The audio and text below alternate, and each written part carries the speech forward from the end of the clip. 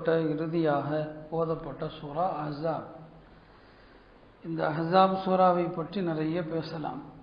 இருந்தாலும் இன்றைய தினம் வரலாற்று சிறப்புமிக்க பத்ருடைய யுத்தம் நடந்த நாள் என்பதனாலே அதை பற்றி நினைவூட்டுவது ஒரு வழக்கத்தில் இருக்கிறது. ஆண்டுதோறும் பேசப்படுகிற விஷயம்தான். ஆனால் உண்மையிலுமே அஹ்ஸாப் சூராவை பற்றி அவ்வளவு விஷயங்கள், அதில் வளர்ப்பு, மார்க்கத்திலே வளர்ப்பு குழந்தைகள் என்பது இருக்கிறதா, வளர்ப்பு மகன் வளர்ப்பு மகள் இதெல்லாம் இருக்குதா, அது அல்லாஹ் பேசுகிறான். அதை பற்றி அதனுடைய சட்டத்திட்டங்கள் என்ன, மார்க்கத்தில் அப்படி எதுவும் கிடையாது. வளர்ப்பு என்பதெல்லாம் என்னங்க மார்க்கத்தில் இல்லை. ஆசைக்கு எடுத்து வளர்க்கலாம். உண்மையான பெற்றோர் இன்னார்தான் சொல்லி தான் எடுத்து வளர்க்க முடியுமே தவிர வளர்க்குற குழந்தையை சொந்த குழந்தையை ஆக்க முடியாது. அவங்களுக்கு இடையில வாரிசுரிமை சட்டம்லாம் வராது. அப்படிங்கிறத பற்றி அல்லாஹ் பேசுகிறான். ஹந்தக் யுத்தம், அகல் யுத்தத்தை பற்றி அல்லாஹ் இந்த சூறால பேசுகிறான். பெருமானாருடைய மனைவியர் நபி ஸல்லல்லாஹு அலைஹி வஸல்லம் அவங்களிடத்துல கொஞ்சம் முறை தவறி நடந்த போது, அதாவது எல்லாருக்கும் பிரச்சனை வந்தால் பெருமானார் பஞ்சாயத்து செய்வாங்க, அவங்களுக்கே பிரச்சனை வந்தால் அப்போ அங்கே யார்? அல்லாஹ் தான் நடுவராக இருக்கிறான். அல்லாஹ் நடுவராக இருந்தால் ஒரே பேச்சு தான், இருந்தால் இருங்க, இல்லைன்னா தலாக் சொல்லிடுவாங்க. குரான் அப்படியே அல்லாஹ் அப்படியே மிரட்டுறான். அவங்க நபியே மனைமாற்ற சொல்லிடுங்க, எங்கூட இருக்கிறதா இருந்தால் உலக விஷயங்கள் எல்லாம் நான் தர்றதை பொருந்தி கொள்ளணும், இல்லையா உங்களை தலாக் சொல்லிடுறேன், அப்படியே சொல்லுமாறு சொல்கிறான். அப்போ நபிஸலாஹுடைய மனைமார்களுக்கு சில உபதேசங்களை கொடுக்குறான். நீங்கள் மற்ற பெண்கள் மாதிரிலாம் நீங்கள் கிடையாது. அப்போ அவங்கள புனிதப்படுத்துகிறான். நீங்கள்லாம் அஹ்லுல் பைத், உங்களுக்குன்னு தனி அந்தஸ்து இருக்குது, மற்றவங்க மாதிரி நீங்கள் இல்லை என்று அவங்களுக்கு சில அறிவுரைகளை கொடுக்குறான். பெருமானாருடைய வளர்ப்பு மகன் என்று கருதப்பட்ட ஜெயித், அவர் ஜெய்னபை நிக்காக பண்ணி அவங்களுக்கு இடையில பிரச்சனை ஆயிடுச்சு. அப்போ ஜெய்னபுக்கும் பெருமானாருக்கும் நிக்காக நடக்குது. வளர்ப்பு மகனுடைய மனைவியை போய் நிக்காக பண்ணிட்டாருன்னு குறை சொன்னாங்க. அதை பற்றி பேசுது. பெருமானார் ஸல்லல்லாஹு அலைஹி வஸல்லம் அவங்க தான் இறுதி நபி, ஹாத்தமுன் நபியீன் என்பதை திட்டவட்டமாக இந்த சூறால அறிவிக்கப்படுது. அவங்களுக்கு பின்னால எவன் நபின்னு சொன்னாலும் அவன் தஜ்ஜால், யார் தன்னை நபின்னு சொன்னாலும் அவன் தஜ்ஜால். அந்த மாதிரி தஜ்ஜால்கள் உலகத்தில் 30 பேர் வருவாங்க. இப்பயும் பாம்பேயில் ஒருத்தன் இருக்கிறான், அவன் தன்னை நபின்னு சொல்லிட்டு தான் இருக்கிறான். இப்படி எல்லா காலத்திலையும் வந்தாங்க போலி நபித்துவாதிகள். குரான் அவர்களை பற்றி பேசுது. திருமணத்தில் பெருமானாருக்கு மட்டுமே உள்ள தனி சட்டங்களை இந்த சூறா பேசுது. அதெல்லாம் இன்னைக்கு பதில் இல்லைன்னா அதை சொல்லிடுவேன். திருமணத்தில் நமக்கெல்லாம் இல்லாத தனி சட்டம் யாருக்கு இருக்குன்னா நபிஸலாஹு அவங்களுக்கு இருக்குது. அதில் சலுகையும் இருக்குது, கண்டிஷனும் இருக்குது. சில சலுகையும் இருக்குது. பெருமானாருக்கு மகர் கட்டாயம் இல்லை, நாம் மகர் கொடுத்தாகணும். ஆனால் நபிஸலாஹு அப்படி இல்லை. மற்றவர்கள் 4 மனைவி தான் அதிகபட்சம், பெருமானாருக்கு எல்லை இல்லை, எத்தனை பேரை வேணாலும் நிக்கா செய்யலாம். இப்படி திருமணத்தில் அவர்களுக்கு மட்டும் உள்ள சட்டம் என்ன, அதை பற்றி பேசுகிறது. விருந்துண்ண சென்றால் சாப்பிட்ட இடத்துல உட்கார்ந்து அரட்டை அடிக்கக்கூடாது, கிளம்பிடணும் அப்படிங்கிறதையும் இந்த சூறா பேசுது. எல்லாவற்றுக்கும் முத்தாய்ப்பாக பெருமானார் ஸல்லல்லாஹு அலைஹி வஸல்லம் அவர்கள் மீது ஸலவாத்து சொல்வதை கடமையாக்கக்கூடிய திருவசனம் இந்த சூறால தான் இருக்குது. இன்னல்லாஹ வ மலாயிகத்தஹு யுஸல்லூன அலன் நபி யா அய்யுஹல்லதீன ஆமனூ ஸல்லூ அலைஹி வ ஸல்லிமூ தஸ்லீமா அல்லாஹும்ம ஸல்லி அலா சய்யிதினா முஹம்மத். ஆக இப்படி இந்த சூறாவில் அவ்வளவு விஷயங்கள் பேசுவதற்கு இருக்குது. அதை தான் நான் பேசலாமா என்றும் யோசித்தேன். ஏதாவது ஒரு டாபிக் எடுத்தாலே போதும், அவ்வளோ விஷயங்கள் இருக்குது. இருந்தாலும் இந்த பத்ர் வரலாறு குறித்த தினம் என்பதனால சில விஷயங்களை மட்டும் நினைவூட்ட விரும்புகிறேன். அருமையானவர்களே, நபி ஸல்லல்லாஹு அலைஹி வஸல்லம் அவர்கள் மக்காவில் இருந்த காலகட்டம் மிக நெருக்கடியான ஒரு காலகட்டம். பெருமானாருடைய உயிருக்கே பாதுகாப்பில்லாத ஒரு காலகட்டம். மற்ற சஹாபாக்கள் தோழர்களுடைய நிலைமையெல்லாம் வேற. நபி ஸல்லல்லாஹு அலைஹி வஸல்லம் உயிருக்கே பாதுகாப்பு இல்லை. ஒரு முறை ஃபாத்திமா ரலியல்லாஹு அன்ஹா காபாவுக்கு வருவாங்க. அங்கே ஹத்தீம் இல்லை, ஹத்தீம்ங்கிறது நம்ம சொல்லுவோம், அதை ஹதீஸில் ஹிஜ்ர் என்று வரும். அதுக்கு பேர் ஹிஜ்ர் தான், அசல் பேர் ஹிஜ்ர இஸ்மாயிலுமான. அந்த ஹிஜ்ர இஸ்மாயில் சொல்லப்படுகிற ஹத்தீமுக்குள்ளே உட்கார்ந்து மக்காவுடைய தலைவர்கள் பேசிக்கொண்டிருக்கிறான். என்ன, முஹம்மது ஸல்லல்லாஹு அலைஹி வஸல்லமுடைய எப்படி அவருடைய பிரச்சாரம் நாளுக்கு நாள் அதிகமாயிட்டே இருக்குது, நம்மளால் தடுக்க முடியல. அதனால் இந்த இடத்துல எல்லாரும் ஒரு உறுதி எடுப்போம். இங்கிருந்து கலைந்து போன பிறகு யார் முதல்ல முஹம்மது ஸல்லல்லாஹு அலைஹி வஸல்லம் பார்க்குறாரோ அவங்கள கொலை செஞ்சிடணும் அப்படின்னு பேசிக்கிறான். ஃபாத்திமா ரலியல்லாஹு அன்ஹா இதை கேட்டுட்டு பதறி போய் தன்னுடைய தந்தையிடம் வந்து சொல்கிறாங்க, இப்படி பேசிக்கிட்டாங்க, நான் ரொம்ப பயப்படுறேன்னு சொல்லி ஒரு மகள் அல்லவா அவங்க பயந்து வந்து சொல்கிறான். நபி ஸல்லல்லாஹு அலைஹி வஸல்லம் அவங்க எந்த பதட்டத்தையும் காட்டலை. மகளே ஒது செய்வதற்கு தண்ணி எடுத்துட்டு வான்னு சொன்னான். நபி ஸல்லல்லாஹு அலைஹி வஸல்லம் ஒது செஞ்சாங்க. ஒது செய்து விட்டு இந்த ஆளுக எங்கே பேசிகிட்டு இருக்கிறாங்களோ நபி ஸல்லல்லாஹு அலைஹி வஸல்லம் கரெக்டாக அதே இடத்துக்கே வர்றாங்க, அங்கே வர்றாங்க. ஆனால் என்ன பேசுனாங்க, வந்தால் யார் கண்ணில் போடுறாங்களோ உடனே அவங்கள என்ன செஞ்சிடணும், கொலை செஞ்சிடணும்னு சொல்லி. ஆனால் நபி ஸல்லல்லாஹு அலைஹி வஸல்லம் அவங்கள பார்த்தபோது பெருமானாருடைய அச்சத்தை அவங்க உள்ளத்தில் போட்டுறான். எல்லாருமே தலையை கீழே போட்டுறாங்க, பேசிக்கொண்ட அத்தனை பேரும் தலையை கீழே போட்டுறான். நபி ஸல்லல்லாஹு அலைஹி வஸல்லம் ஒரு கைப்பிடி மண் எடுத்து ஷாஹத்தில் உஜூ, இந்த முகங்கள் எல்லாம் இழிவடையட்டும் சொல்லி பெருமானார் வந்து எதிரிகளுடைய முகத்தில் பல இடங்களில் மண்ணை வீசியிருக்கிறான், இந்த முகங்கள் இழிவடையட்டும் என்று. அதில் இப்போ சொல்லுகிற இந்த சம்பவத்தில் பெருமானார் மண் வீசினாங்கள் அல்லவா, அந்த மண் துகள் காஃபிர்களில் யார் மீதெல்லாம் விழுந்ததோ அவங்க அத்தனை பேரும் பத்ரில் கொல்லப்பட்டாங்க. யார் மீதெல்லாம் அந்த மண் துகள் விழுந்துச்சோ எல்லாம் ஒருத்தர் விடாம பத்ரில் அத்தனை பேரும் கொல்லப்பட்டாங்க.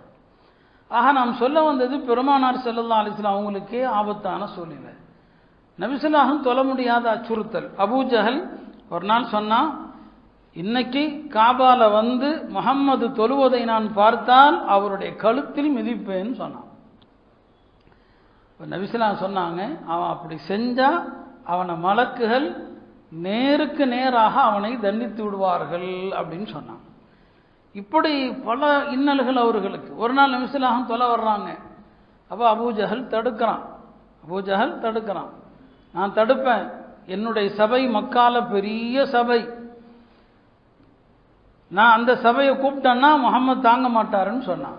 உடனே குர்ஆன்ல ஆயத்து இறங்குது, அரஐதல்லதி யன்ஹா அப்தன் இதா ஸல்லா, அரஐதல்லதி யன்ஹா, இதோ இந்த தடுக்கிற அநியாயக்காரனை நீங்க பார்க்கலையா, ஒரு அடியார் தொலை வருகிறார், அவரை போய் தடுக்க வர்றானே, அவன் தன்னுடைய கூட்டத்தை அழைக்கட்டும், ஃபல்யதுஉ நாதியா, அவன் தன்னுடைய சபையினரை அழைக்கட்டும், சனதுஉ ஸபானியா, நாம் நம்முடைய வானவர்கள் கூட்டத்தை அழைப்போம்னு அல்லாஹ் சொல்றான். சனதுஉ ஸபானியா, அவங்க நசிக்கிறவாங்க இந்த அபூ ஜஹல்னு சொல்லி இறங்குச்சு. இப்படி பார்த்தீங்கன்னா மக்காவுடைய வாழ்க்கை போராட்டம் தான், எல்லா வகையிலும் அழுத்தங்கள். அந்த சூழ்நிலையை இறைச்சி பாருங்க, இன்னைக்கு வடநாடு கிட்டத்தட்ட அந்த நிலைக்கு தான் போகுது. ஒரு ஜும்மா தொழ முடியாத அளவுக்கு நெருக்கடி. வளமையான நேரத்தை விட கடந்த ஜும்மாவை எல்லா பள்ளியிலையும் தள்ளி வச்சு தொழக்கூடிய அளவுக்குள்ள சூழ்நிலை. வெளியில வந்தா நாங்கள் பொடியை தூவோம், நீ வீட்டில் தொழு என்றெல்லாம் கூட மிரட்டல் விடுகிற அளவுக்கு ஒரு அச்சுறுத்தல் சூழ்நிலை. நம்முடைய சொத்துகளுக்கு பாதுகாப்பு இல்லாத சூழ்நிலை. நேற்று கூட பெரிய அளவில் உலமாக்கல் முஸ்லீம் பர்சனல் போர்டு சார்பாக டெல்லியில் பெரிய ஆர்ப்பாட்டம் நடத்தினாங்க. அப்போ இஸ்லாம் கடந்த காலங்களிலும் சரி எல்லா காலத்திலையும் சரி போராட்டம் தான், நம்முடைய உரிமைகளுக்கும் நம்முடைய ஈமானுக்குமான போராட்டம் தான் வாழ்க்கை. இந்த வாழ்க்கை தான் மக்கால நபி ஸல்லல்லாஹு அலைஹி வஸல்லம் அவங்க சந்திக்கிறாங்க. நெருக்கடிக்கு மேலே நெருக்கடி தான். அதனால சில நிகழ்வுகளை நான் சொல்லிட்டு பத்ருக்கு வர்றேன். இப்போ ஹிஜ்ரத் பண்ணி நபி ஸல்லல்லாஹு அலைஹி வஸல்லம் இந்த நெருக்கடியில் மதீனா வந்துட்டாங்க, அல்லாஹ்வுடைய உத்தரவின் பேரில் வந்துட்டாங்க.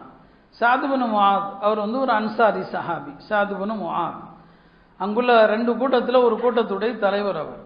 அவர் வந்து மக்காவுக்கு வர்றார். அப்போ மக்கா வெற்றி கொள்ளப்படலை. நான் சொல்றது பத்ரு போர்லாம் நடக்கிறதுக்கு முன்னால சாத் இப்னு முஆத் வந்து எங்கே வர்றாரு, மக்கா வர்றார். மக்கால அவருடைய நண்பர் உமையத் இப்னு ஹலஃப், அவன் காஃபிர், ஆனால் இவருக்கு நண்பர். 2 பேரும் அறியாமை காலத்திலிருந்தே நண்பர்கள்.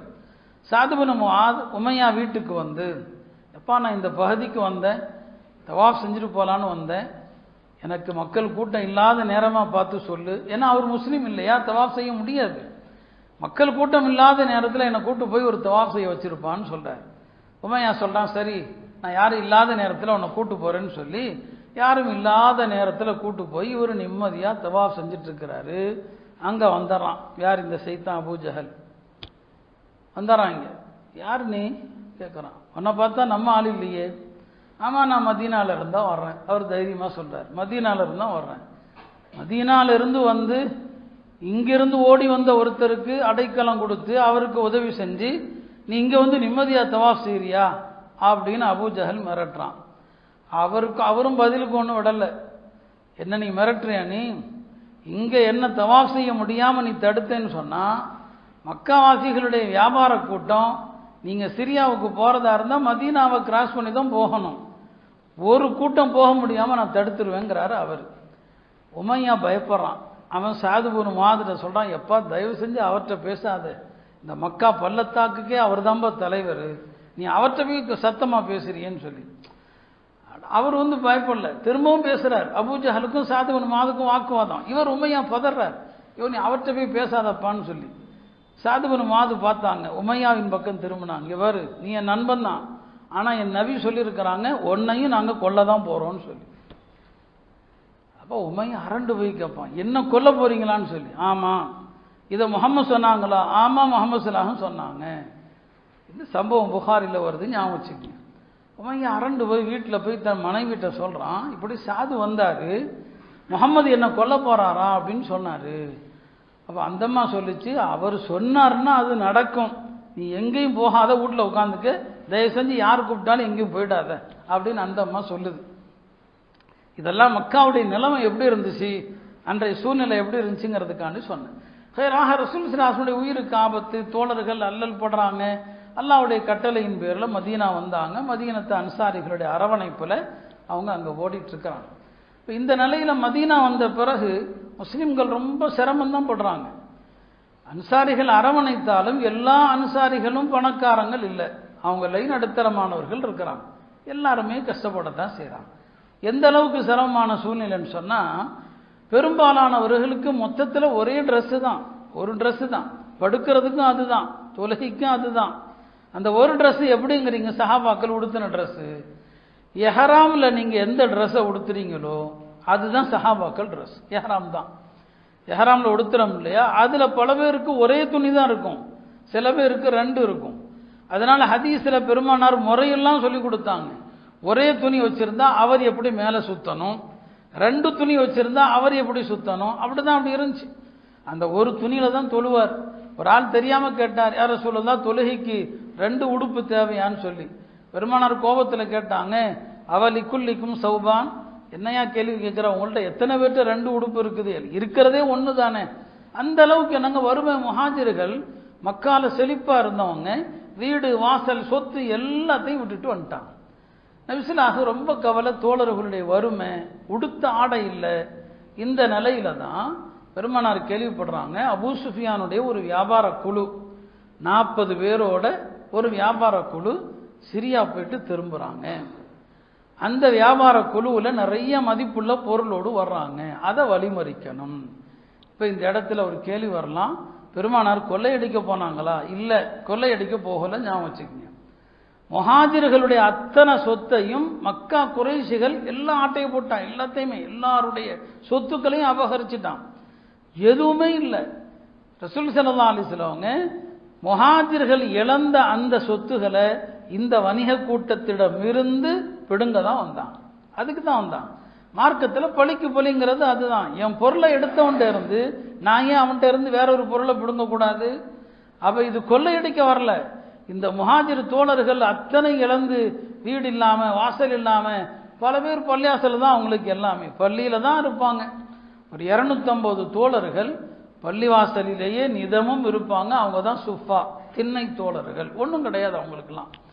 அதனால் இந்த வணிக கூட்டத்தை நாம் மறித்தோன்னு சொன்னால் நம்ம தோழர்களுடைய வாழ்க்கை கொஞ்சமாவது நலமாகும் இல்லையா?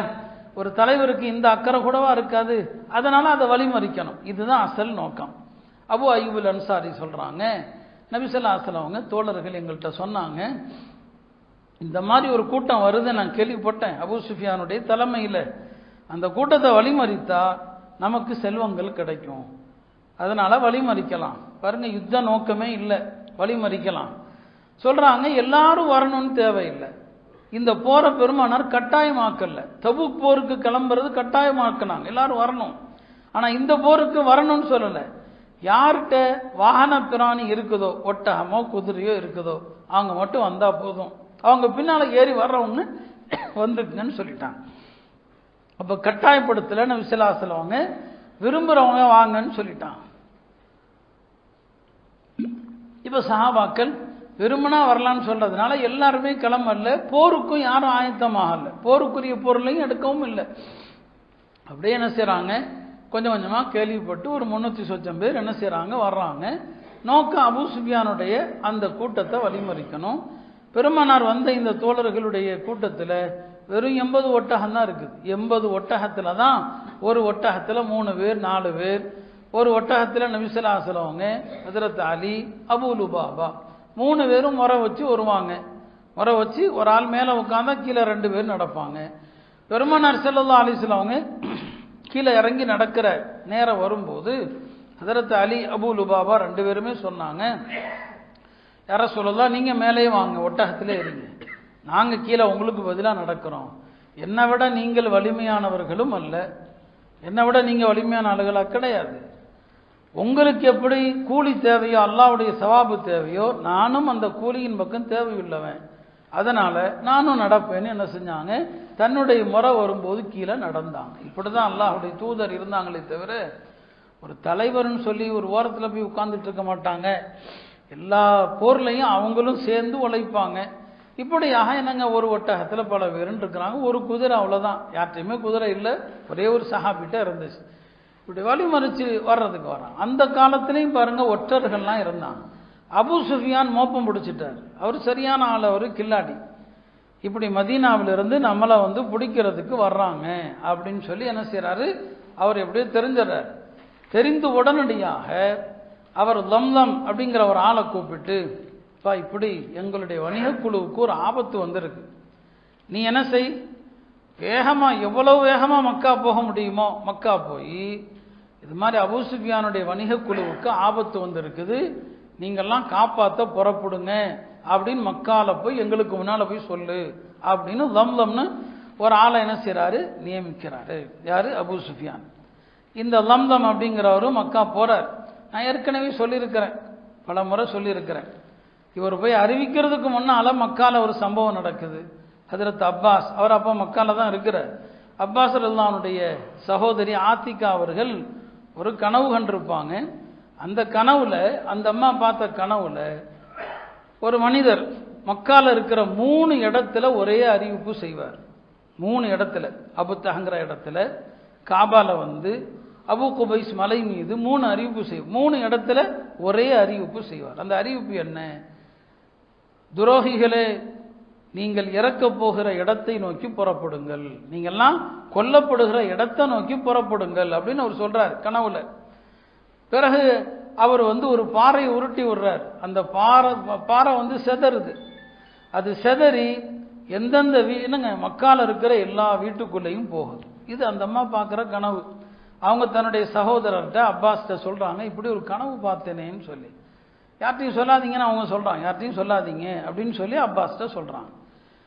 அவர் என்ன பண்ணிடுறாரு, வலீதுட்ட சொல்றாரு, என் சகோதரி இப்படி ஒரு கனவு கண்டாங்க, யார்ட்டையும் சொல்லாதீங்க. யார்ட்டையும் சொல்லாதீங்கனாலே சொல்லி சொல்லி எல்லாத்தையும் சொல்லிட்டு தான் இருப்பான். அவர் பேச பேச அது மக்கால எப்படியோ வந்துருச்சு, அந்த செய்தி மக்கா முழுக்க பரவிடுச்சு. சரிங்களா, இந்த லம்லம் வர்றதும் இந்த கனவும் பார்த்தீங்கன்னா அப்படியே தான் நடக்கும். அவங்க என்ன கனவுல கண்டாங்களோ அதான் நடக்கும். அதுக்கு தான் இதை சொல்றேன். உடனே அபூ ஜஹல் காபால வந்து உட்காந்து பேசிட்டு இருக்கும்போது அப்பாஸ் வருவாங்க. அப்பாஸை கூப்பிட்டு அபூ ஜஹல் கேட்பான், இந்த காபால நாங்கள் ஒரு வாசகத்தை எழுதி ஒட்டலான்னு நினைக்கிறோம்னு சொல்லி. அப்பாஸ் கேட்பாங்க, என்னப்பா எழுதி ஒட்ட போறீங்க? உலகத்திலேயே பொய்யர்களுடைய கூட்டம், ஆண்கள் பெண்கள் எல்லாருமே பொய் சொல்ற ஒரு கூட்டம் இருக்குதுன்னா அது உங்க குடும்பம் பனு ஹாஷிம் தான். பனு ஹாஷிம் தான் ஆக பொய் சொல்ற குடும்பம்.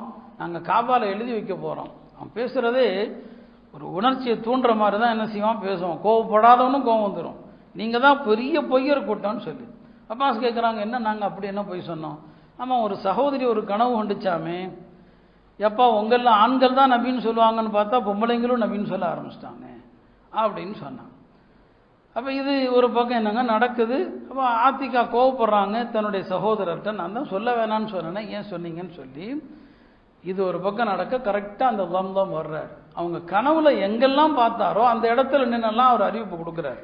அந்த காலத்தில் ஒரு அபாய அறிவிப்பு கொடுக்கணும்னா அபாய அறிவிப்பு கொடுக்குறவர் தான் சட்டையை கிழிச்சுக்குவார். அப்போதான் மக்கள் அந்த செய்தியை கவனமாக கேட்பாங்க. அந்த காலத்துடைய ஒரு முறை, சட்டையை கிழிப்பார், ஒட்டகத்தை அறுப்பார், இதெல்லாம் செய்வார். அவர் அபுத்தகங்கிற இடத்துல கூப்பிடுறாரு, மக்காவாசிகளே உங்களுடைய வியாபார கூட்டத்துக்கு ஆபத்து, காப்பாற்ற புறப்படுங்கன்னு சொல்லி காபால வந்து அறிவிப்பு கொடுக்குறாரு. அபு குபைஸ் மலையில வந்து அறிவிப்பு கொடுக்குறாரு. அந்த கனவுல பார்த்தது மாதிரி இது நடக்குது. உடனே அபூ ஜஹல் பார்த்தான், நம்முடைய வணிக குழுவை தடுத்து நிறுத்துற அளவுக்கு முஸ்லிம்கள் பெரிய ஆளுகள் ஆயிட்டாங்களா, இந்த முறை விடக்கூடாது. 2ல் 1 மக்காவாசிகள் எல்லாரும் இந்த போருக்கு, முஸ்லிம்களை அழிக்கிற போருக்கு கிளம்பணும். அவங்க வரணும், அல்லது அவங்க சார்பாக யாரையாவது அனுப்பணும், அல்லது பணம் கொடுக்கணும் அப்படின்னு சொல்லி என்ன செய்யறான், அபூ ஜஹல் அறிவிக்கிறான். இதுல விருப்பம் இல்லாமல் வந்தவங்களும் இருக்கிறாங்க. பெருமானாருடைய குடும்பத்தை சார்ந்தவங்களும் வந்தாங்க, அவங்க மக்கள் இருக்கிறாங்க, அவங்களும் வந்தாங்க. விருப்பம் இல்லாமல் அப்பாஸ்ல தானெல்லாம் விருப்பம் இல்லாமல் என்ன செஞ்சாங்க, வந்தாங்க.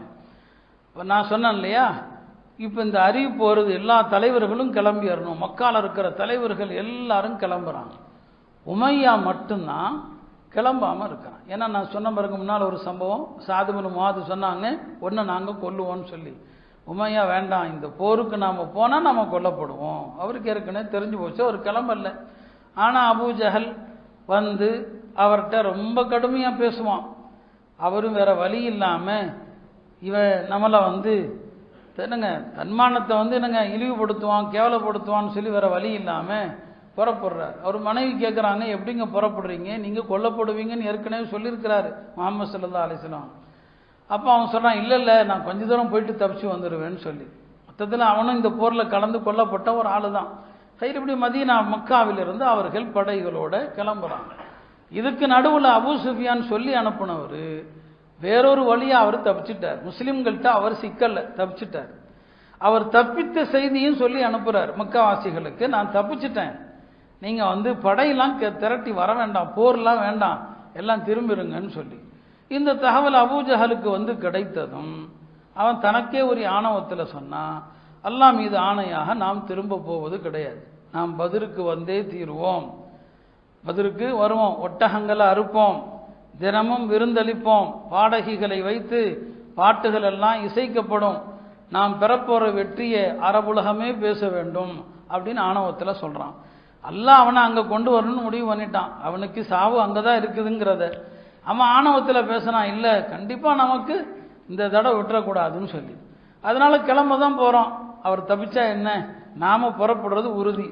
புறப்படுறதுக்கு முன்னால் காபால வந்து அவனும் காபாவுடைய திரைச்சீலையை பிடிச்சிக்கிட்டு அல்லாட்ட துவா கேட்குறான். என்ன துவா செய்கிறான் பாருங்க, யா அல்லாஹ் இந்த முஹம்மது எங்கள் குடும்பத்தை எல்லாம் பிரிச்சுட்டார், ஏகத்துவங்கிற பேரில் குடும்பத்தை பிரிச்சுட்டார், நாங்கள் முன்னோர்கள் கேள்விப்படாததையெல்லாம் புதுசு புதுசாக சொல்லிட்டார், எனவே நடக்க போகிற யுத்தத்தில் அவரை வேரோடு சாச்சிரு அப்படின்னு இவன் போய் துவா கேட்டு வரான். யாரு, அபூ ஜஹல். குர்ஆனில் ஒரு ஆயத்தில் அல்லாஹ் அதை சொல்லியும் காட்டுவான், நீ கேட்ட வெற்றி கிடைச்சிருச்சாப்பான்னு சொல்லி. இன் தஸ்தஃப்திஹு ஃபகத் ஜாஅக்குமுல் ஃபத்ஹு, என்ன அபூ ஜஹலே எந்த வெற்றி நீ கேட்டாயோ அந்த வெற்றி வந்துருச்சான்னு சொல்லி இவன் அங்கே போய் துவா செஞ்சுட்டு தான் என்ன செய்யறான், புறப்படுறான். புறப்பட்டு வர்றான். மறுபக்கம் அங்கே பெருமானார் ஸல்லல்லாஹு அலைஹி வஸல்லம் அபூ சுஃபியானுடைய படை தானே நோக்கமாக இருந்துச்சு, அது தப்பிச்சிருச்சு. இன்னொரு பக்கம் அபூ ஜஹல் மக்கால இருந்து புறப்பட்டு வர்றதை கேள்விப்படுறாங்க. என்னடா இது, போருக்கு ஆயத்தமாகவே வரல, யதார்த்தமாக போர் திணிக்கப்படுது, என்ன செய்யறது, தோழர்கள்ட்ட எப்படி சொல்றது, நபி ஸல்லல்லாஹு அலைஹி வஸல்லம் அவங்க தயங்குறாங்க, எப்படி சொல்றது, ஏன்னா அந்த கூட்டத்தை வழிமறிக்கணும்னு கூட்டு வந்தோம், இப்போ சண்டைக்கு வாங்கன்னா என்ன செய்யறது, ஒன்றுமே இல்லை பாவம். இருந்தாலும் சஹாபாக்கள்கிட்ட கேட்குறாங்க, இப்படி ஆகிப்போச்சு, அவர் தப்பிச்சிட்டாரு, மக்கால இருந்து ஒரு படம் வருது பத்ரை நோக்கி, அஷீரு அலை, கருத்து சொல்லுங்கன்னு சொல்லி. கருத்து சொல்லுங்கன்னா யார் முந்துவாங்க, ஹஜ்ரத் சையதுனா அபூபக்கர் அவங்க எஞ்சி கருத்து சொன்னாங்க. பெருமானார் அப்படியே அமைதியாக இருந்தாங்க. உமருல்லான் எஞ்சி கருத்து சொன்னாங்க, அமைதியாக இருந்தாங்க. மிக்தாத் இப்னுல் அஸ்வத் சொன்னாங்க, யா ரசூலல்லாஹ் போர் தானே, நீங்கள் அழைச்சா வர்றோம், உங்கள் முன்னால் இருந்து பின்னால் இருந்து வலப்பக்கம் இடப்பக்கம் எங்கே வேணாலும் போர் செய்கிறோம், நாங்கள் மூசாவுடைய சமூகம் அல்ல, நீரும் உமது ரப்பம் சென்று போர் செய்யுங்கன்னு சொல்கிறதுக்கு உங்களோட வர்றோம், வெற்றியோ தோல்வியோ எங்கே வேணாலும் கூப்பிடுங்கன்னு சொல்லி அவர் அழகாக சொல்கிறார். ஆனாலும் இந்த சொன்ன எல்லாருமே யாருன்னா முஹாஜிர்கள், கருத்து சொன்ன எல்லாருமே. முஹாஜிர்கள் வரக்கூடிய கூட்டத்தோடு போர் செய்யணும்னு நினைக்கிறதுல என்ன கிடையாது, ஆச்சரியம் இல்லை. ஏன்னா அவங்களுக்கு பழிவாங்கிற உணர்வு இருக்கும். சொந்த நாட்டை விட்டுட்டு வந்தவங்க இல்லையா. ஆனால் அன்சாரிகள் இருக்கிறாங்க. சொல்லப்போனால் இருக்கிற கூட்டத்தில் 3/2 பங்குக்கு மேலே அவங்க தான் இருக்கிறாங்க. 270-80 பேர் யாருன்னா அன்சாரிகள், கொஞ்சம் பேர் தான் முஹாஜிர்கள். பெருமானார் அவங்க கருத்தை எதிர்பார்க்குறாங்க. அப்போ அன்சாரிகளுடைய தலைவர்கள் சாதுபனு முஆஸ், சாதுபனு உபாதாலாம் புரிஞ்சுக்கிட்டாங்க. எங்களுடைய கருத்தை கேட்குறீங்களான்னு கேட்டாங்க. ஆமாம், உங்கள் கருத்தை தான் கேட்குறோம். இப்போ சாதுபனு முஆஸ் என்று சொன்னாங்க, உங்களை ஈமான் கொண்டோம், நீங்கள் சொன்னதெல்லாம் சத்தியம் நம்பணும், எல்லா விஷயத்துலேயும் உங்களுக்கு உறுதிமொழி கொடுத்துருக்குறோம். நீங்கள் யாரோடு ஒப்பந்தம் செய்கிறீங்களோ செய்யுங்க, யாரோடு சண்டை போடணுமோ சண்டை போடுங்க, எங்கள் செல்வத்தில் எதை எடுக்கணுமோ எடுங்க, உங்கள் முடிவு என்னவோ அதுதான் எங்களுடைய முடிவுன்னு சொல்லி ஒரு அழகான உரை நிகழ்த்துறாரு. பெருமானார் ஸல்லல்லாஹு அலைஹி வஸல்லம் அவங்களுக்கு ரொம்ப சந்தோஷம். அவருடைய பேச்சு கிடப்ப அன்சாரிகள் தயாராக இருக்கிறாங்க. சரி, எத்தனை பேர் இருக்கிறாங்கன்னு எண்ணி பாருங்கன்னு சொன்னாங்க. எண்ணிக்கை சொல்லப்பட்டது 313 பேர் அப்படின்னு சொல்லி நபிஸல்லாஹு ரொம்ப சந்தோஷப்பட்டாங்க. ஏன்னா 313 பேருடைய இந்த எண்ணிக்கை தான் ஜாலூத்தை எதிர்த்த தாலூத்துடைய படையில் இருந்தது. குர்ஆன் சொல்லுகிற ஒரு வரலாறு. பனு இஸ்ரவேலர்களில் ஜாலூத்துங்கிற ஒரு அநியாயக்காரனை எதிர்த்து போர் செய்த அப்போதைய முஸ்லிம்களுடைய எண்ணிக்கை 313. அந்த 313 இந்த 313 ஒன்றாக இருப்பதை எண்ணி நபிஸல்லாஹு சந்தோஷப்பட்டாங்க. சரி, புறப்படலாம்னு சொல்லி என்ன செய்கிறாங்க, கிளம்புறாங்க. பத்ர் அப்படிங்கிறது மதீனாவிலிருந்து ஒரு 145 கிலோமீட்டரில் இருக்குது. அது ஒரு அந்த இடத்துல இருக்கிற ஒரு கிணத்தை வெட்டின நபருடைய பெயர் பத்ருங்கிறது. கிணத்தை வெட்டினார் ஒருத்தர், அவருடைய பெயரில் அந்த பேர் அறியப்பட்டுச்சு. அது ஒரு கிணத்துக்கு பெயராக நாங்கள் அந்த ஊருக்கே பேராக ஆகிப்போச்சு. இப்போ பத்ருங்கிற ஊரை ரொம்ப பிரம்மாண்டமாக அழகாக வச்சுருக்கிறாங்க. ஒரு காலத்தில் அது வெறும் ஒரு காடு தான், ஒரு சின்ன கிராமம் தான். இப்போ அதை பெரிய வரலாற்று நகரமாக மாற்றிட்டு இருக்கிறாங்க இப்போதைய அரசாங்கம். அங்கே நோக்கி என்ன செய்கிறாங்க, பெருமானார் ஸல்லல்லாஹு அலைஹி வஸல்லம் தன்னுடைய வீரர்களோடு என்ன செய்கிறாங்க, கிளம்புறாங்க. மறுபக்கம் அந்த பக்கம் என்னங்க அபூஜஹலுடைய அந்த கூட்டமும் என்ன செய்கிறது, வருது. இப்போ வழியில் நபிஸல்லல்லாஹு அலைஹி வஸல்லம் அவங்களும் ஒற்றர்களை அனுப்புகிறாங்க. எத்தனை பேர் வர்றாங்க கரெக்டாக துல்லியமாக தெரியல. ஏன்னா போர்னாலே யுக்தி தானே, எதிரிகள் எவ்வளோ பேர் இருக்கிறாங்க எல்லாத்தையுமே தெரிஞ்சுக்கணும் இல்லையா. எத்தனை பேர் இருக்கிறாங்கன்னு தெரியல. ஒரு கிராமவாசி வர்றாரு, அவர்கிட்ட கேட்குறாங்க, அந்த பக்கம் யாரையாவது பார்த்தீங்களான்னு சொல்லி. ஆமாம், அங்கேருந்து ஒரு குறைஷிகளுடைய கூட்டம் இருக்குது. எவ்வளோ பேர் இருக்கிறாங்க? இல்லை, எனக்கு எண்ணிக்கைலாம் தெரியல. ஒட்டகம் இருக்கிறாங்களான்னு சொல்லி கேட்டாங்க. ஆமாம், ஒரு நாளைக்கு எத்தனை ஒட்டகம் இருக்கிறாங்க? 10 ஒட்டகம் இருக்கிறாங்க. அப்போ சொன்னாங்க நபிஸல்லல்லாஹு அலைஹி வஸல்லம் அவங்க, இவங்க 1000 பேர் இருப்பாங்க. 1000 பேர் என்னங்க இருப்பாங்க, 1000 பேரோடு என்ன செஞ்சுருக்கிறாங்க, வந்திருக்கிறாங்கன்னு சொல்கிறாங்க. ஹைரப்பா அவங்களுடைய எண்ணிக்கையெல்லாம் தெரிஞ்சுக்கிட்டாங்க. முஸ்லீம்களுடைய படைகள் ஒரு பக்கம், எதிரிகளுடைய படைகள் மறுபக்கம். அல்லாஹ் முஸ்லீம்களுக்கு ஒரு மன வலிமைக்காக 2 நியமத்தை கொடுக்குறான். ஒன்று மழை, அவங்க தங்கியிருந்த இடத்துல தண்ணி இல்லை, அல்லாஹ் மலையை இறக்குறான். அந்த இரவு, போர் நடக்கிற இரவு மலை இறக்குறான். அது முஸ்லீம்களுக்கு ரொம்ப சந்தோஷமாக இருந்துச்சு. 2வது அல்லாஹ் அவங்களுக்கு ஒரு அழகான தூக்கத்தை கொடுத்தான். சொல்லுவாங்க, போர்க்களத்தில் உறக்கம் அல்லாஹ்வுடைய புறத்திலிருந்து வருகிற நிம்மதி, தொழுகையில் உறக்கம் ஷைத்தானுடைய புறத்திலிருந்து வருவது. போரில் தூக்கம் வந்தால் அல்லாஹ்வுடைய புறத்திலிருந்து வர்றது, தொழுகையில் தூக்கம் வந்தால் ஷைத்தானுடைய புறத்திலிருந்து வர்றது. அப்போ தொழுகையில் தூக்கங்கிறது ஷைத்தான் வேலை. தொழுகையில் தூங்கக்கூடாது. யுத்த காலத்தில் தூக்கம் வரலாம், நிம்மதியாக அந்த நேரத்துலையும் தூங்குறாங்க. இது இல்லைங்க, போரை பற்றிய பயம் இல்லை, அச்சம் இல்லாமல் என்ன செய்கிறாங்க, தூங்குறாங்க. எல்லாரும் தூங்குறாங்க. நபிஸல்லல்லாஹு அலைஹி வஸல்லம் மட்டும்தான் ஒரு மரத்துக்கு கீழே ஒரு சின்ன கூடாரத்தில் அல்லாஹ்ட்ட இறஞ்சுறாங்க. ரொம்ப ரொம்ப கெஞ்சுறாங்க. அந்த கெஞ்சுதல்ல ஹஜ்ரத் அலி சொல்லுவாங்க, யா ஹய்யு யா கையூம் அப்படிங்கிறத தான் நபிஸல்லல்லாஹு சொல்லிக்கிட்டே இருந்தாங்க. யா ஹய்யு யா கையூம். அதில் அவங்க அல்லாஹ்ட்ட சொன்னாங்க, யா அல்லாஹ், எனக்கு நீ வாக்குறுதி கொடுத்துருக்கிற, ஒன்று அபூ சுஃபியானுடைய படையை நீ எனக்கு வெற்றியாக்கி தருவாய், அல்லது இந்த படை, அந்த வாக்குறுதியை நீ நிறைவேற்று. இந்த கூட்டம் தோத்தா இந்த பூமியில் ஒன்றை வணங்குறதுக்கு ஆள் இல்லை அப்படி சொல்லிட்டு இருந்தான். காலை நேரம் அவங்களுடைய துவா செஞ்சு செஞ்சு மேலே உள்ள துண்டெல்லாம் கீழே விழுந்துருச்சு. ஹஜ்ரத் அபூபக்கர் சொன்னாங்க நபிஸல்லல்லாஹு அலைஹி வஸல்லம் அவங்கள்ட்ட, யா ரசூலல்லாஹ், நீங்கள் அல்லாஹ்விடம் அதிகமாகவே மன்றாடி விட்டீர்கள், போதும், கொஞ்ச நேரம் ஓய்விடுங்க. அப்படி சொல்லும்போது ஜிப்ரீல் வந்தாங்க. ஜிப்ரீல் அலைஹிஸ்ஸலாம் பெருமானாருக்கு வெற்றியை கொண்டு சுப செய்தி சொன்னாங்க. அந்த சுப செய்தியை கேட்டுவிட்டு நபிஸல்லல்லாஹு அலைஹி வஸல்லம் அவங்க இந்த ஆயத்தை ஓதிக்கொண்டே எழுந்தார்கள். சயுஹ்ஸமுல் ஜம்உ வ யுவல்லூன துபுர்.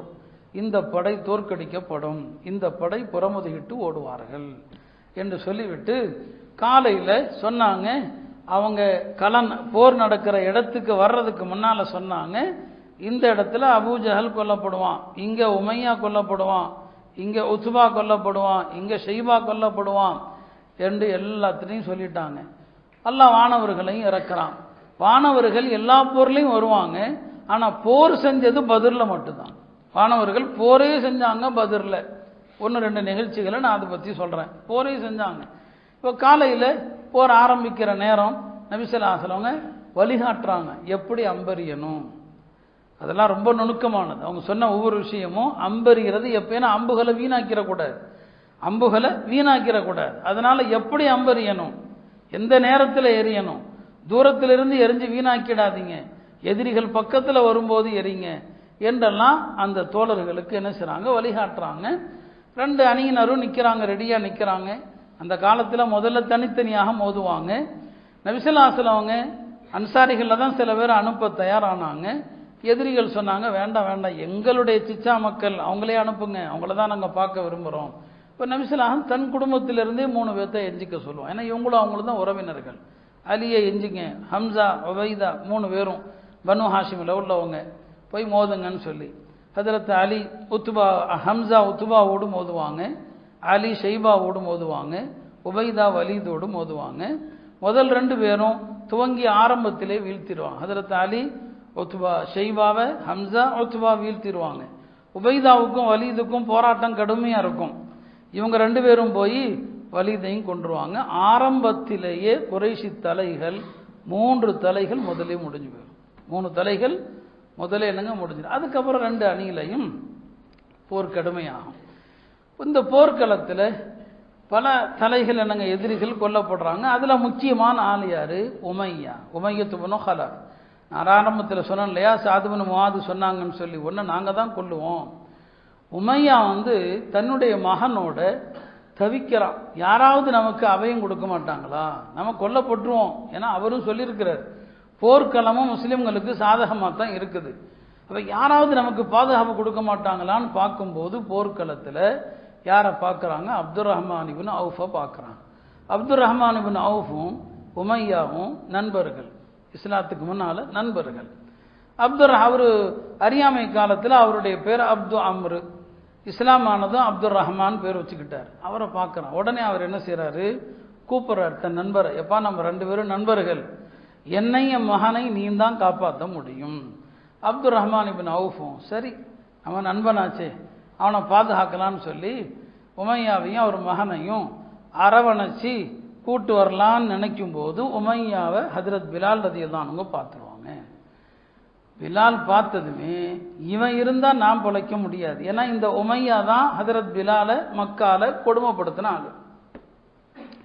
பிலால் என்ன பண்றாரு, அப்துர் ரஹ்மான் இப்னு அவுஃப் பாதுகாப்பு கொடுக்குறாருன்னு தெரிஞ்சதும் அவர் அன்சாரிகளை பூரா சத்தம் போட்டு கூப்பிட்டாரு, அன்சாரிகளே வாங்க, உமையா ரஅசுல் குஃபுர், இறை மறுப்பின் தலையே இங்கே தான் இருக்குது, வாங்க, இவனை விடக்கூடாது, அவர் பாதுகாக்க கூட்டு போறாரு, வாங்கன்னு சொன்னதும் அன்சாரிகள் எல்லாம் அப்துர் ரஹ்மான் இப்னு அவுஃபை அப்படி சுற்றி வளைச்சிட்டாங்க. அவரே சொல்றாரு, இதுக்கு மேலே என்னால் ஒன்றும் செய்ய முடியாதுப்பா, நான் இறக்கப்பட்டு உன்னை விடலாம் தான் பார்த்தேன், எப்படியாவது காப்பாற்றிடலான்ட்டு. எல்லாம் உன்னை சுற்றி வளைச்சிட்டாங்க. ஏதோ பிலால் பாரு எல்லாத்தையும் கூப்பிட்டுட்டார். ஆக யாரு, உமையாவும் அவனுடைய மகனும் அங்கேயே மாய்க்கப்பட்டாங்க, அவர்களும் கொல்லப்பட்டாங்க. இப்படி பல பேர் என்னங்க தலைகள் எல்லாம் உருளுது. நபி ஸல்லல்லாஹு அலைஹி வஸல்லம் அபூஜஹல் கொல்லப்பட்டானா, அவன் நிலைமை என்ன, அதை அறிவதில் தான் ரொம்ப தீவிரமாக இருக்கிறாங்க. அபூஜஹல் என்ன ஆனான்னு சொல்லி.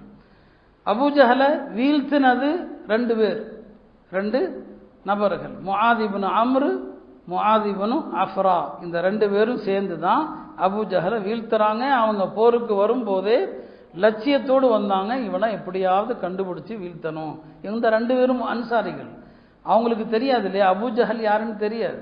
அவங்க அப்துர் ரஹ்மான் இப்னு அவுஃப்ட்ட தான் கேட்பாங்க, அபூஜஹல் யாரு, தான் அவன் தான். உடனே அவன் குதிரை போய் தாக்கி அவனை வீழ்த்திடுவாங்க. ஆனால் அவனை கடைசியாக கொன்னது யாருன்னா இப்னு மஸ்ஊத் தான் கொல்லுவாங்க. அபூஜஹல் என்ன ஆனான்னு சொல்லி இப்னு மஸ்ஊத் சொல்லுவாங்க, யார ரசூலல்லாஹ் அபூஜஹல் செத்துட்டான்னு சொல்லி. நபி ஸல்லல்லாஹு அலைஹி வஸல்லம் நம்ப மாட்டான், இல்லை நல்லா பாருங்க போங்கன்னு சொல்லி, ஆமாம் செத்துட்டான்னு சொல்லி. உடனே நபி ஸல்லல்லாஹு அலைஹி வஸல்லம் தானே வருவாங்க, அவங்களே வருவாங்க, அபூஜஹல் செத்ததை பார்த்ததும் சொல்லுவாங்க அல்ஹம்துலில்லாஹ் அல்ஹம்துலில்லான்னு சொல்லி. அப்போ தான் நபி ஸல்லல்லாஹு அலைஹி வஸல்லம் அவங்க சொல்லுவாங்க, அல்லாஹ் வந்து அல்லதி நஸர அப்த நஸர அப்தஹு வஹஸமல் அஹ்ஸாப வஹ்த வஅஅஸ ஜுந்த. அங்கே தான் இந்த வார்த்தைகளை எல்லாம் தக்பீரில் சொல்லப்படுகிற இந்த வார்த்தைகளை அங்கே தான் சொல்லுவாங்க. சொல்லிட்டு தான் சொல்லுவாங்க, ஹாதா ஃபிரௌனு ஹாதிஹில் உம்மா, இந்த உம்மத்துடைய ஃபிரௌன் இவன் தான், இந்த உம்மத்துடைய ஃபிரௌன் இவன். நம்ம நாட்டிலையும் இப்போ இருக்கக்கூடிய எல்லாமே காமானு ஹாரூனு ஃபிரௌனு எல்லாம் இப்பயும் இருக்கிறான், அபூஜஹலி எல்லாம் இப்பயும் இருந்துக்கிட்டு இருக்கிறாங்க. இவங்க செய்கிறதெல்லாம் அன்னைக்கு எல்லாம் செஞ்சதுதான். இவன் இந்த உம்மத்துடைய ஃபிரௌன்னு சொன்னாங்க. ஆஹா, யார் வந்து கொல்லப்படுவதை எதிர்பார்த்தாங்களோ அவனும் கொல்லப்பட்டுட்டான். இவங்க எல்லாத்தையும் தூக்கி ஒரு கிணத்துல போட்டாங்க. மொத்தம் 24 பேர் ஒரு கிணத்துல போடப்பட்டான். ஒரு சம்பவம் இமாம் பைஹக்கி எழுதுறாங்க, பத்ர் போர்லாம் முடிந்த பிறகு ஒரு சஹாபி அந்த வழியா பத்ர் வழியா போகும்போது இந்த பணங்களை எந்த கிணத்துல போடப்பட்டுச்சோ அங்கிருந்து அவர் ஒரு காட்சியை பார்க்கிறார். யாரோ ஒருத்தர் உள்ள இருந்து மேலே வர்ற மாதிரி வர்றாரு. அவரை சமட்டியால் அடிக்கப்படுது, மாயமாயிடுறாரு. அவர் திரும்பி வந்து பெருமானார் ஸல்லல்லாஹு அலைஹி வஸல்லம் சொல்றாரு, நான் இப்படி பத்ர்ல ஒரு காட்சியை பார்த்தேன்னு சொல்லி. பெருமானார் சொன்னாங்க, தாக்கா அபூஜஹல், அவன் தான் அபூஜஹல் நீங்க பார்த்தது. யுஅذபு இலா யௌமில் கியாமா, கியாமத் நாள் வரைக்கும் அவன் வேதனை செய்யப்பட்டுக்கிட்டே இருக்கிறான். அவனுக்கு கபர் அதுதான். அல்லாஹ் உலகத்தில் சில நேரங்களில் சில படிப்பினைக்காக சில விஷயங்களை காட்டுவான்னு சொன்னாங்க. அபூஜஹலை தான் நீ பார்த்தது, அவனுக்கு வேதனை செய்யப்பட்டு கொண்டிருக்கிறது என்று என்ன செஞ்சாங்க சொன்னாங்க. இப்படி எல்லா தலைவர்களும் கொல்லப்பட்டாங்க. சில பேர் கைது செய்யப்பட்டாங்க. மக்கா தலைவர்களில் ஒரு 70 பேர் கைது செய்யப்பட்டாங்க. அப்படி கைது செய்து சிறைப்பிடிக்கப்பட்டவர்களில் பெருமானாருடைய பெரிய தந்தை அப்பாஸ் அவரும் இருக்கிறார், அப்பாஸும் இருக்கிறாங்க. அவர் வெறுப்பாக வந்தார், விருப்பம் இல்லாமல் தான் வந்தார். அப்பாஸ் ரலியல்லாஹு நல்ல உடல் வாட்டசாட்டமான ஆள். ஆனால் அவரை பிடிச்சது, சிறை பிடித்தது யாருன்னா ஒரு மெலிந்த சஹாபி, அவர் பெயர் அபுல் யசர். அவர் தான் அவரை பிடிச்சார். இப்போ நபி ஸல்லல்லாஹு அலைஹி வஸல்லம் கேட்பாங்க, நீ எப்படிப்பா அவரை பிடிச்ச, அவர் வாட்டசாட்டமான ஆள், நீ எப்படி இருக்கிறியன்னு சொல்லி. இப்போ அவர் சொன்னார், நான் அவரை பிடிக்கலான்னு போகும்போது என்னால் பிடிக்க முடியல, எனக்கு உதவி செய்கிறதுக்கு ஒருத்தர் வந்தார், அவருடைய உதவியால் தான் பிடிச்சேன்னு சொல்லி. இப்போ நபி ஸல்லல்லாஹு அலைஹி வஸல்லம் உனக்கு உதவி செய்ய வந்தவர் ஒரு சங்கை மிகு வானவர்னு சொன்னான். ஒரு மலக்கு தான் உனக்கு உதவி செஞ்சாரப்பான்னு சொல்லி. அப்போ எல்லாருமே என்னங்க பிடிக்கப்பட்டாங்க. இந்த பிடிக்கப்பட்டவங்களை எல்லாம் என்ன செய்யறது, அதுக்கு ஒரு ஆலோசனை நடந்துச்சு. இவங்க எல்லாத்தையுமே கொல்லணும் அப்படிங்கிறதான் ஹஜ்ரத் உமருடைய கருத்தாக இருந்துச்சு. இல்லை, எல்லாமே நம்ம சொந்த பந்தங்கள் தானே, ஏதாவது பிணைத்தொகை வாங்கிட்டு விடுதலை செஞ்சிடலாம் அப்படின்னு சொல்லி சிலருடைய கருத்தாக இருந்துச்சு. பெருமானார் ஸல்லல்லாஹு அலைஹி வஸல்லம் சரி பிணைத்தொகை வாங்கிடலான்னு முடிவெடுத்தாங்க. நான் அல்லாஹ் உமருடைய கருத்தை தான் ஆதரித்தான். இவங்க எல்லாம் வந்து இறை மறுப்பின் தலைவர்கள், இவங்களை நீங்கள் என்ன செஞ்சுருக்கணும், கொலை பண்ணியிருக்கணும் அப்படிங்கிறது அல்லாஹ்வுடைய வசனமாக இருந்துச்சு. அல்லாஹ்வுடைய வேதனை வந்திருந்தால் நம்ம எல்லாருமே அழிஞ்சிருப்போம் உமரை தவிரன்னு சொல்லுவான். சரியாக பிணைத்தொகை கொடுத்து என்னங்க எல்லாம் விடுதலை ஆயிக்கலான்னு சொல்லி முடிவு பண்ணும்போது பெருமானாருடைய பெரிய தந்தை அப்பாஸும் இருக்கிறாரே. இப்போ அப்பாஸை கூப்பிட்டு சொல்லுவாங்க, நீங்கள் 4 பேருக்கு பிணைத்தொகை கொடுக்க வேண்டும். எத்தனை பேத்துக்கு? 4. உங்களுக்கு கொடுக்கணும் 100 ஊக்கியா. ஒரு ஊக்கியாங்கிறது சுமார் 120 கிராம் தங்கம். ஒரு தலைக்கு 100 ஊக்கியா. அதே மாதிரி உங்கள் சகோதரர் மகன் அகீல் வந்தார்லே, அவருக்கும் நீங்கள் கொடுக்கணும். இன்னொரு சகோதரர் மகன் நௌஃபல் வந்தார், அவருக்கும் கொடுக்கணும். உங்களுடைய கூட்டாளி ஒருத்தர் வந்தார், அவருக்கும் கொடுக்கணும். 4 பேத்துக்கும் கொடுக்கணும்னு சொன்னாங்க. இப்போ அப்பா சொன்னாங்க, ஏண்டா என்ன இருக்குது, 400 ஊக்கியாவுக்கு நான் எங்கே போவேன், 400 ஊக்கி எனக்கு கணக்கு போடுங்க, எவ்வளோ இன்றைய மதிப்பில் எவ்வளவு பவுன் வரும் கணக்கே போட முடியாது, ஏண்டா ஒன்றுமே இல்லையேன்னு சொல்லி. பெருமானார் சொன்னாங்க, ஏன் ஒன்றுமே இல்லை, நீங்கள் போருக்கு வரும்போது உங்கள் மனைவி உம்முல் ஃபதுல் இடத்துல தங்கத்தை கொடுத்து, ஒருவேளை நான் போரில் கொல்லப்பட்டா இன்னும் நான் மகனுக்கு இவ்வளோலாம் கொடுன்னு சொல்லி ஒரு இடத்துல வச்சுட்டு வந்தீங்களே, அந்த தங்கம் எங்கன்னு கேட்டான். போருக்கு வர்றதுக்கு முன்னால் மனைவிட்ட கொடுத்துட்டு தானே வந்தீங்க தங்கத்தை எல்லாம், அந்த தங்கம் எங்கே போச்சுன்னு கேட்டாங்க. அவர் அரண்டு போயிட்டார். சொன்னார், நான் ஏற்கனவே முஸ்லீம் தான், இப்போ உறுதியாக நம்புகிறேன் நீங்கள் அல்லாஹ்வுடைய தூதர் தான். ஏன்னா அது அவருடைய மனைவிக்கும் அவருக்கும் மத்தியில் ரகசியமாக நடந்தது. அவர் மக்காலிருந்து புறப்படும் போது சொன்னது, அது வேற யாருக்குமே தெரியாது. அந்த இடத்துல அவங்க என்ன செய்கிறாங்க, முழுதாக என்னங்க முஸ்லீம் ஆகிறாங்க. ஆனால் பிணைத்தொகை கொடுத்து தான் விடுதலை ஆகணுங்கிறது கட்டாயமாக இருந்துச்சு. இது மாதிரி இன்னொரு சம்பவம் நடந்துச்சு. அதாவது எதிரிகள் சிலர் பெருமானாருடைய இந்த மறைமுக செய்தியை சொன்னதை வச்சு என்ன செஞ்சாங்க, முஸ்லீம் ஆனாங்க. பத்ர் முடிந்து எல்லாம் வந்துட்டாங்க. மக்காவே சோகமயமாக இருக்குது, ரொம்ப சோகத்தில் இருக்குது. அப்போ மக்கால காபால யார் உட்கார்ந்துருக்கிறாரு? ஹத்தீமில் வந்து சஃப்வான் இப்னு உமையா உட்கார்ந்துருக்கிறார், கவலையோடு உட்கார்ந்துருக்கிறார். அங்கே ஒருத்தர் வர்றாரு, உமைர் இப்னு வஹப் வர்றாரு.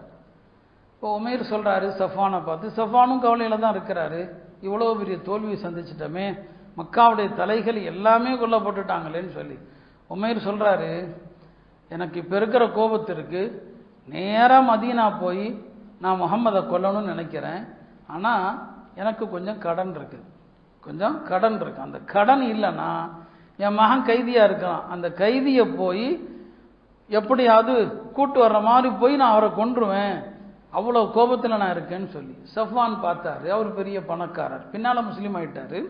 அவர் சொன்னார், நீ தான் எனக்கு வேணும்ப்பா, உன் கடனை அடைக்கிறது என் பொறுப்பு, நீ முகம்மதை போய் கொல்லுன்னு சொல்லி 2 பேரும் சேர்ந்து ஒரு வாழை, அந்த வாழை வந்து என்ன செய்வாங்கன்னா விஷம் தோய்த்து தயாரித்து, நான் விஷம் துவைச்ச வாழை கொண்டு தாக்கப்பட்டவர் உடனே மூத்தா போயிடுவார், போய் அவளை போய் கொண்டுட்டு வா, நான் எல்லாத்துக்கும் பொறுப்பெடுத்துக்கிறேன்னு சொல்லி அனுப்புகிறார். உமைர் இப்னு வஹப் சரிங்களா, மதீனா வர்றாரு, வாளோடு வர்றாரு. ஹஜ்ரத் உமர் பார்க்குறாங்க, இவன் என்ன வாளோடு வர்றான் எதிரின்னு சொல்லி போய் கேட்குறான். இல்லை நான் வந்து பாதுகாப்புக்கு தான் வாழை கொண்டு வந்தேன், சண்டைக்கெலாம் வரல, என் மகனை மீட்ட தான் வந்தேன். நபிஸலாம் சொல்கிறாங்க, அவரை விடுங்கப்பா, என்ற அனுப்புங்கன்னு சொல்லி. பெருமானாரிடம் வந்ததுமே நபிஸலாக அவன்கிட்ட கேட்பாங்க, அவன்கிட்ட அந்த உமையத்தை கேட்பாங்க, சஃப்வான் இப்னு உமையா உன்னை என்ன கண்டிஷனோடப்பா அனுப்புனாருன்னு கேட்பான். இவர் அரண்டு போயிடுவார். சஃப்வான் இப்னு உமையாவோட பேசினது மக்கால ஹத்தீமில். அப்போ நபிஸலாம் சொல்லுவாங்க, என்னை கொல்றதுக்கு தானே இந்த வாலில் விஷத்தை தேய்ச்சி அனுப்புனாரு, உன் கடனை எல்லாம் அவர் பொறுப்பெடுத்துக்க போகிறார் அதானே அப்படின்னு சொன்னதும் உடனே அவர் முஸ்லீம் ஆயிரும். உமைர் இப்னு வஹப் அந்த இடத்துல முஸ்லீம் ஆயிரும். யா ரசூலல்லாஹ், இதுக்கு முன்னால் இந்த துனியாவில் உங்களை விட வெறுப்பான யாரும் எனக்கு இல்லை, நீங்கள் அல்லாஹ்வுடைய தூதர் என்று நம்புகிறேன் என்று சொல்லி அவரும் இஸ்லாத்தை தழுவினார். ஹைராக அல்லாஹ்வுடைய உதவியோட முஸ்லீம்கள் எதிர்பாராத விதமாக சந்தித்த ஒரு போர், அல்லாஹ் ஒரு பெரிய வெற்றியை கொடுத்தான். ஹிஜ்ரி 2ஆம் ஆண்டு முஸ்லீம்களுக்கு நிறைய சட்டங்கள் வந்த ஆண்டு. 2ஆம் ஆண்டு தான் ஜக்காத்து கடமையாச்சு, 2ஆம் ஆண்டு தான் சதகத்துல் ஃபித்ர் கடமையாச்சு, 2ஆம் ஆண்டு தான் ரமலான் நோன்பு கடமையாச்சு. இப்படி 2ஆம் ஆண்டில் வரலாற்று நிகழ்வுகள் நிறைய நடந்துச்சு. அதில் இந்த மகத்தான வெற்றி பத்ர் வெற்றி.